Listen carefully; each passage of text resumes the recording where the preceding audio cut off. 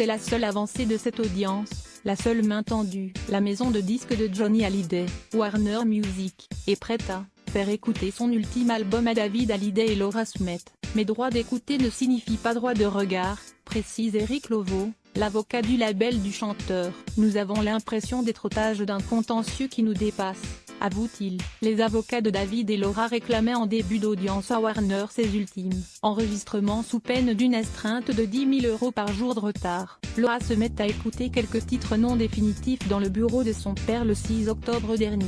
L'album étant inachevé quand son père est mort, David veut simplement s'assurer que l'on ne va pas dénaturer sa voix au mixage, explique son avocat. Entouré de collaborateurs réguliers pour celui de Warner Music, Johnny a contrôlé jusqu'au bout ce dernier, disque pour lequel Warner a dépensé plusieurs centaines de milliers d'euros. Il pose sa voix sur 3 premières chansons en mars 2017 à Santa Monica. Je suis qu'un homme, un enfant du siècle et pardonne-moi. De tour en France, il chante sur 7 morceaux supplémentaires du 12 au 19 septembre au studio Guillaume Tell, à Suresnes, Hauts-de-Seine. Lire aussi plus grand que les dernières chansons de Johnny Hallyday. Je suis vraiment très heureux de faire du rock'n'roll, avoue alors le rocker dans un SMS envoyé à son directeur artistique. Il a signé une lettre le 22 novembre validant la commercialisation de l'album avec 10 titres. Il souhaitait que l'on ajoute des chœurs et des violons. Cela a été fait en janvier. Le mixage a été confié à Bob Clear Mountain, MDLR,